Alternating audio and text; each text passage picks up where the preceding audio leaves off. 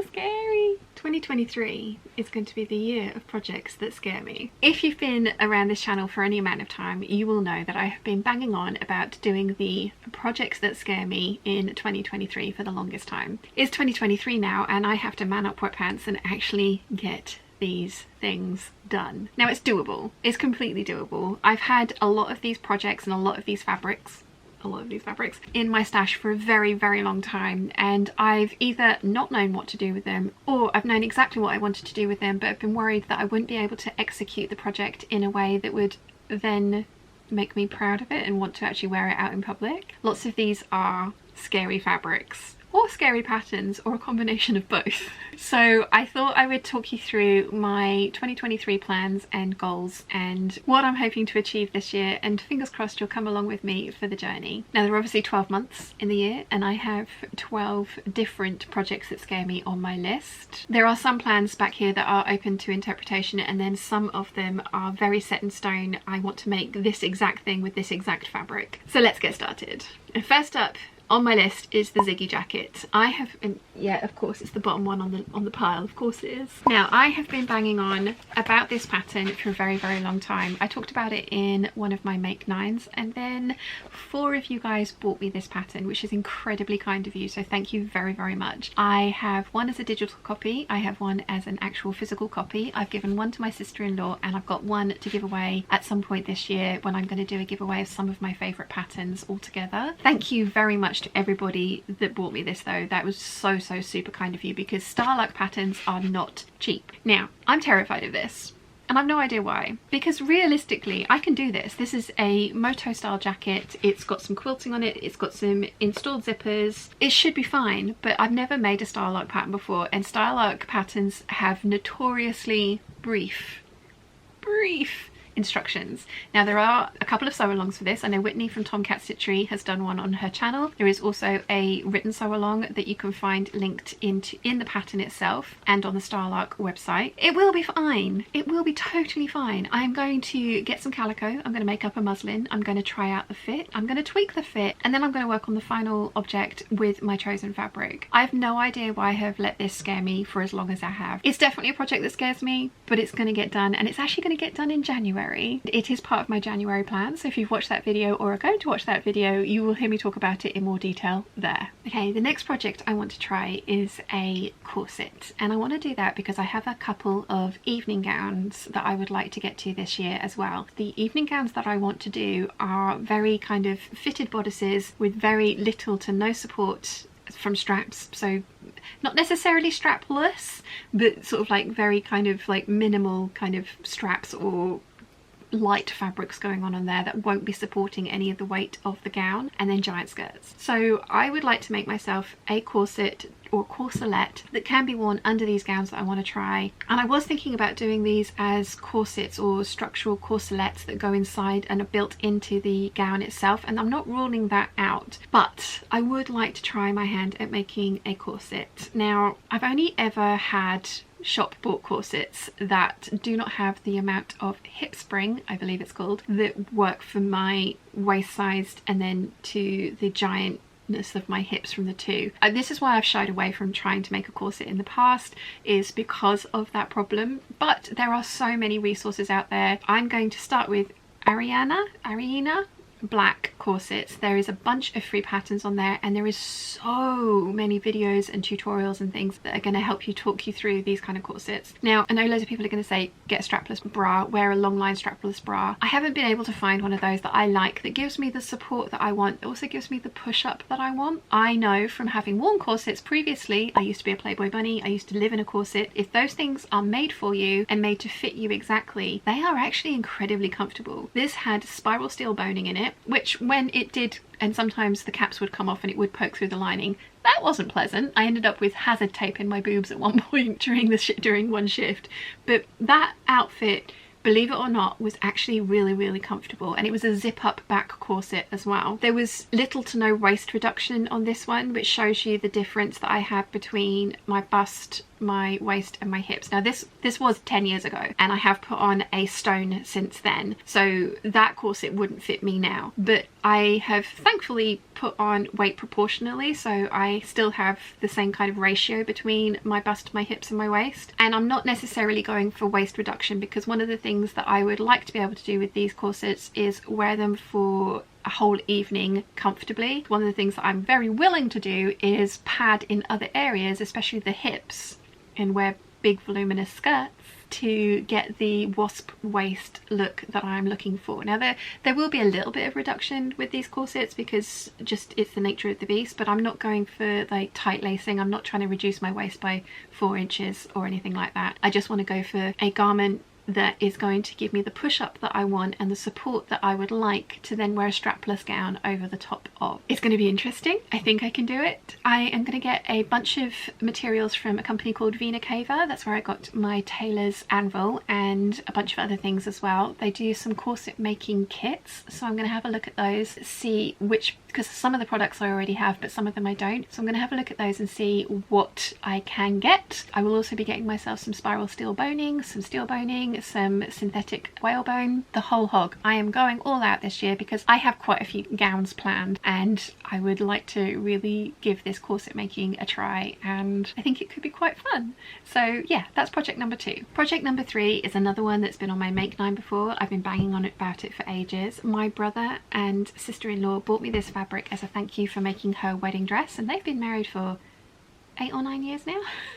So I've been thinking about this project for a very long time, and it is my butterfly gown dress. Now this is not really helping you, but these are blue morpho butterfly wings printed onto cotton sateen from Spoonflower. I have, I think, 3 large sets of wings and then 6 small sets of wings. These are the smaller ones. I want to make something like this dress. This is absolutely beautiful. I am not a fan of asymmetric dresses though, and I have a whole Pinterest board dedicated to this butterfly dress, and I have a feeling that I'm going to end up with something symmetrical, incorporating a few different ideas from a few different pieces I've seen. And one of the other things that I would like for this dress is a hoop skirt, a circular hoop skirt, and again Vina Cava do a truly Victorian kit for making the hoop skirt. I'm going to have to double check because I don't want this to be a floor length gown, but I would like to make a romantic era 1860s style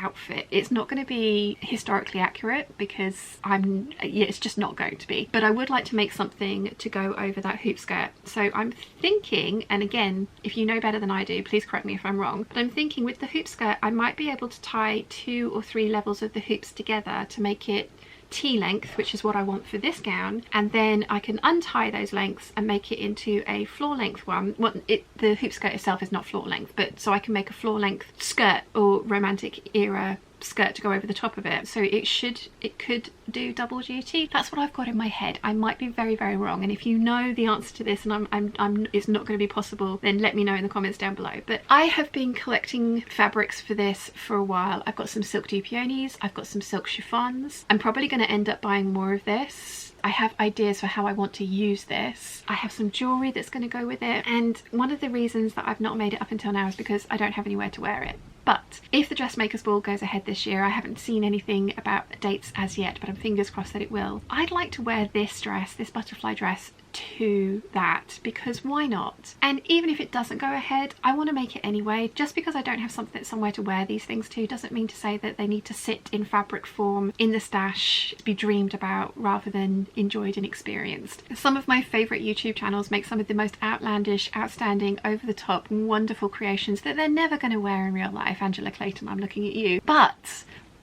they are stunning and they look like so much fun, and I've been dreaming of this dress, as I say, for a very, very long time, 8-9 years now. So this is the year that it's going to get done. I hope. No,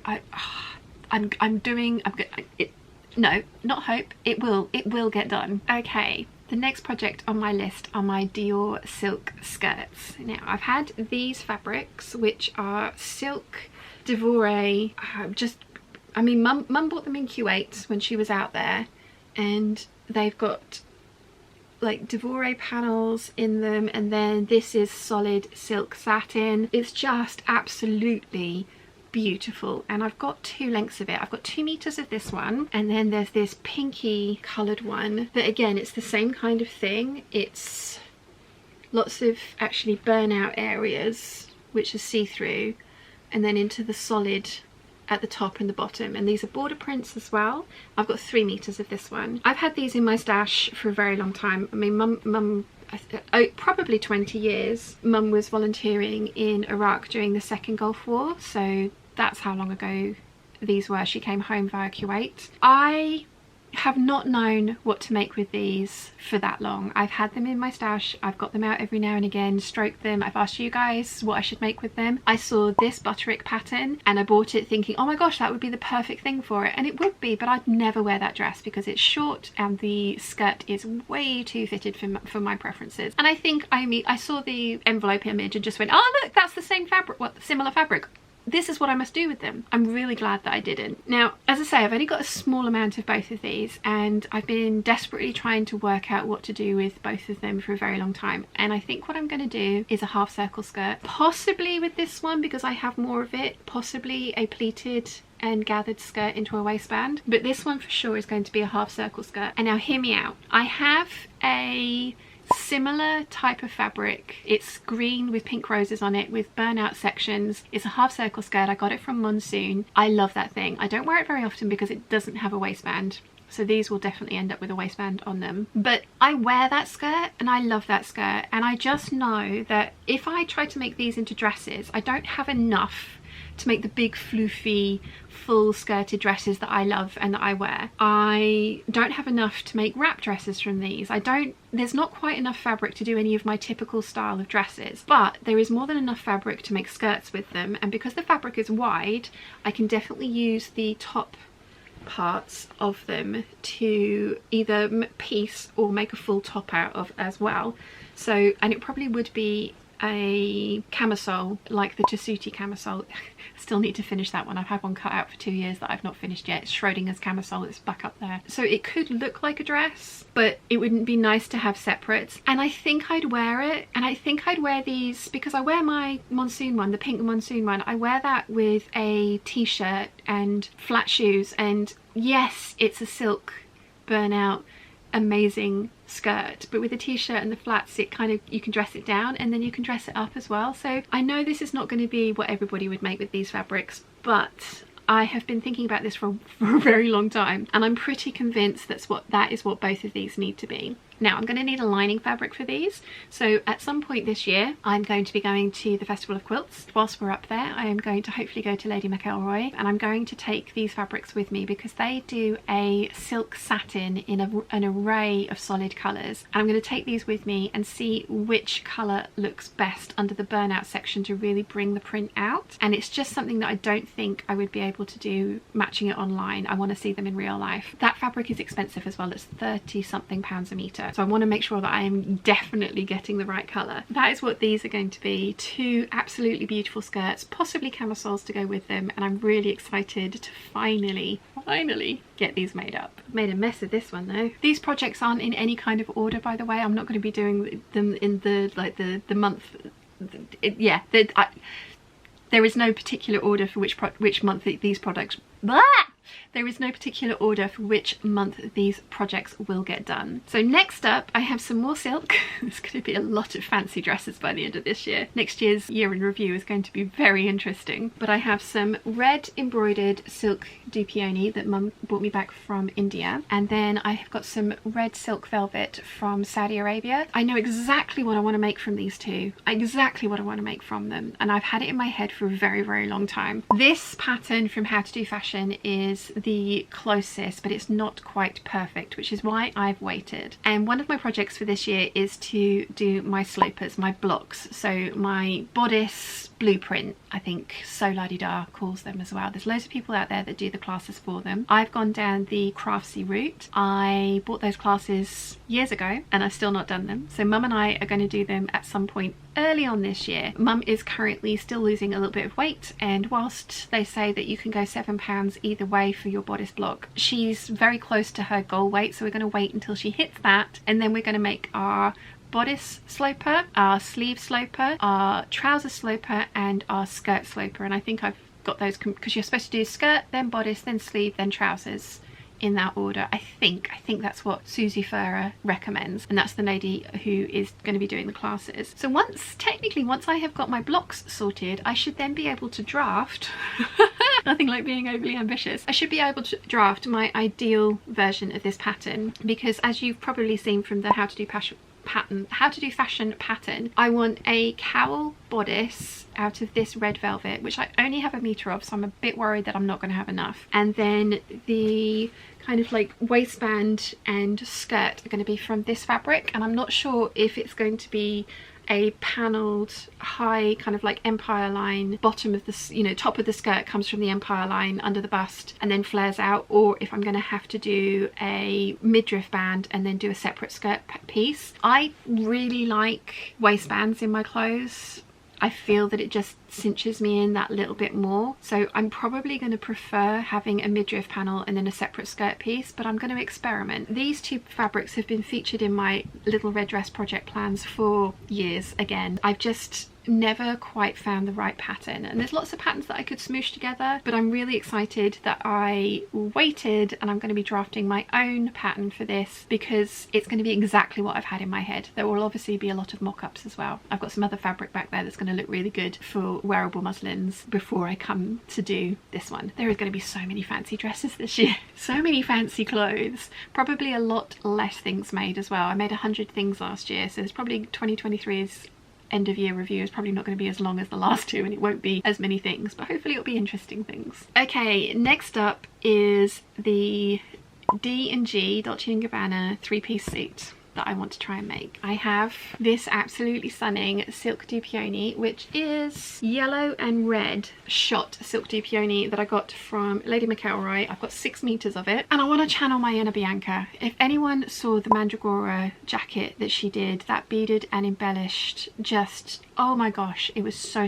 beautiful. Now I want to make a jacket like that, a waistcoat, and some cropped pegged trousers. I think I am obviously going to be making muslins of those things ahead of time to see if I like that silhouette on me, but I also want to embellish the jacket and possibly the trousers and the waistcoat as well, depending on how those go. This is something else that I might want to wear for the dressmaker's ball if it happens, but I'm also going to be running at least one retreat in 2023, and there's a gala dinner for that, so I can wear one of these fancy dresses for that and possibly this suit for the other. Doesn't matter if I don't end up wearing it for anything, because the fun is going to be making it and having it. I'm thinking a organza, silk organza kind of jabot big sleeved shirt to go underneath of it all, and I think that could be a really interesting evening look. I've picked out the embroidery that I want to do on the jacket. It's going to be this little leafy dragon here. I'm going to have it I'm going to machine embroider it because I have an embroidery machine. Then I'm going to bead it and embellish it from there. So whilst I'm taking inspiration from Bianca, not copying her exactly. I'm really excited about this one. Again, this has so many elements that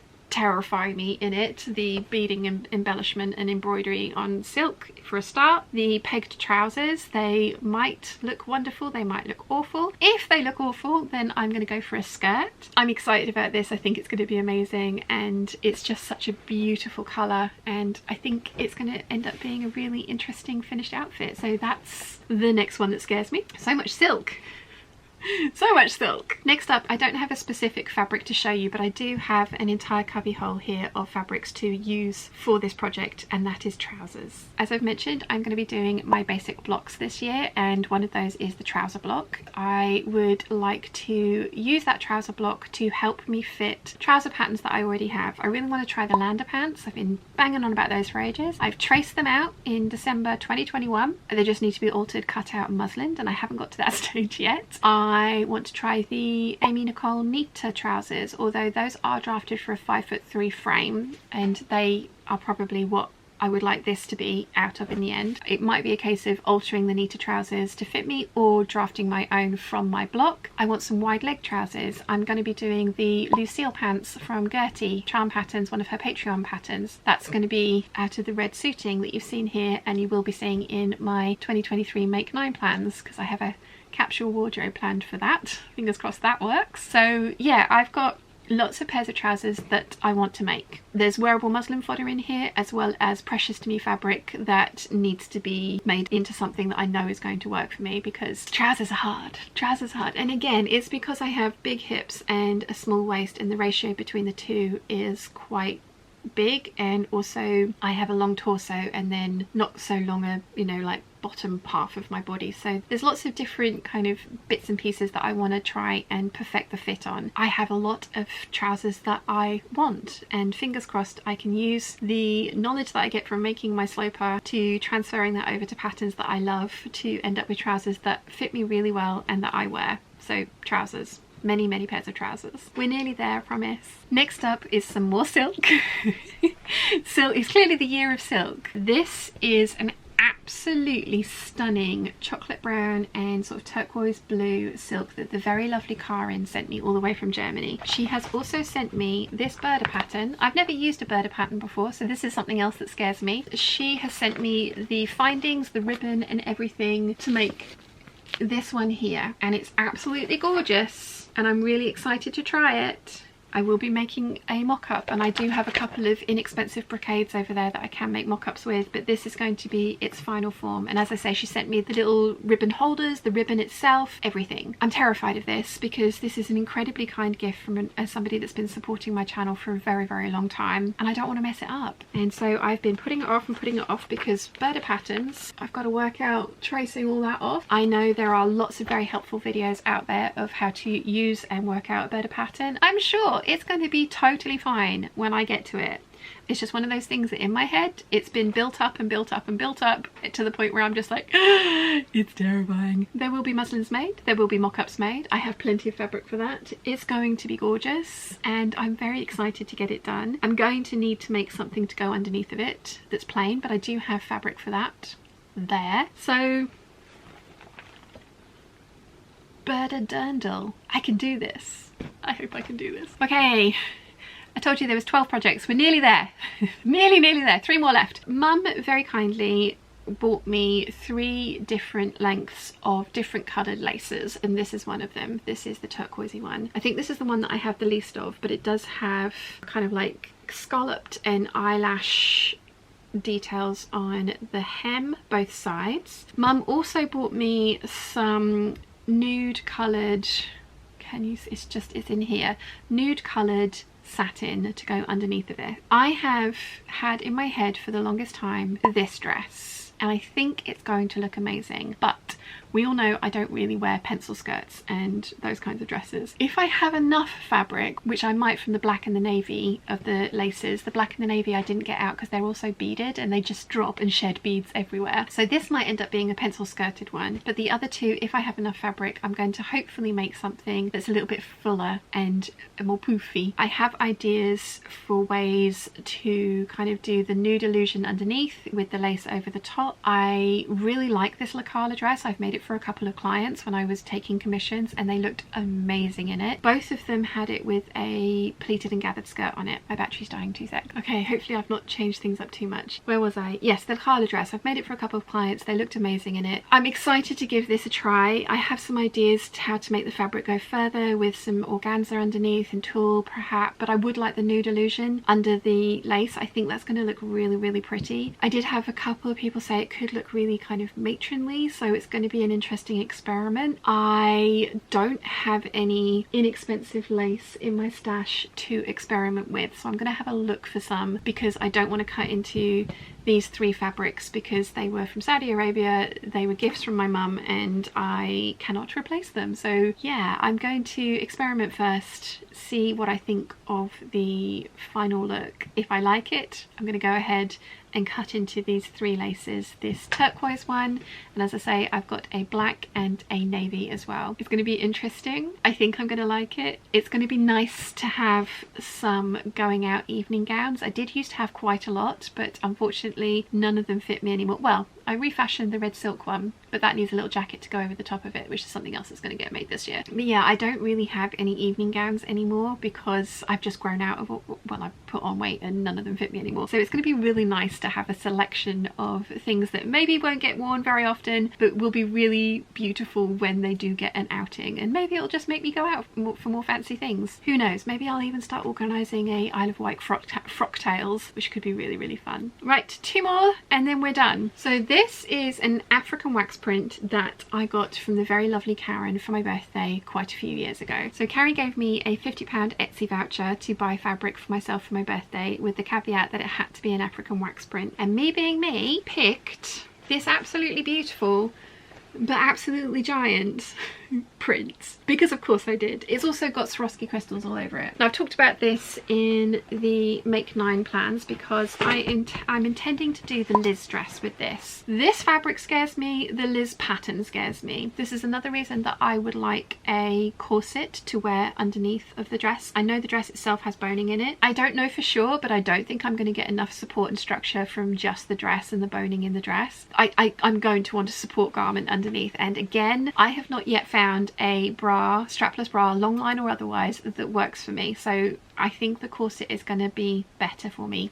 And again, it's not going to be for waist reduction, it is literally just going to be for support, and then I can pad in other areas to give the waspy waist look rather than the, you know, like tight lacing, because I like my food too much to tight lace. This has been washed once. The inside of the washing machine did look like Aladdin's cave after that because it was so glittery. So many of the crystals had come off, but it's still really kind of quite stiff. But I think that's going to work really well for the Liz dress. I think it's going to help the Liz dress and it's going to work in that pattern's favour, especially with the skirt. I would like to make or possibly buy a crinoline to go underneath of this. I have a green one, but I think this is going to look like this is going to be a really pretty dress to have and to wear. I'm terrified of that pattern, but it's a Gertie pattern and there's lots of support and help and videos that go along with her patterns, especially the more difficult ones. So I need to try it. Gertie is my pick for my Make 9 pattern company this year, so I'm tying it all in. Hopefully I'm not giving myself a million projects that are super scary and that don't all tie in together. Fingers crossed I have kind of done it well and planned it well, so that yes, I'm going to be doing projects that scare me, but we'll also be ticking off my Make 9 as I go. That's the idea. The final project that I have on my list is a colour blocked pencil skirt dress, very much like the kind of, how did she term it? The Tomorrowland realtor uniforms that Bianca's been making over on the Closet Historian. Those are glorious. Now I don't wear pencil dresses, you know this, I know this, but I keep seeing her make them and I'm just like, I want to do the thing. I'm not sure if I'm going to do the thing, but it's the last thing on my list. However, the very lovely Gabrielle from the Cloth Edit sent me this fabric and I've been eyeing it up for ages. I couldn't justify buying it for myself because I have so much. This year is going to be a year of like trying to work through what I have and make up what I have rather than add to it. I have just placed a giant order from Lady McElroy from their remnant sale because it was 50% off, and then I placed a wholesale order with them as well for some red coating fabric to go with my Make 9 projects. But other than that, this is the year of working through my stash and not buying more fabric. But Gabrielle has sent me 7 of these linen silk panels. This is absolutely stunning. Absolutely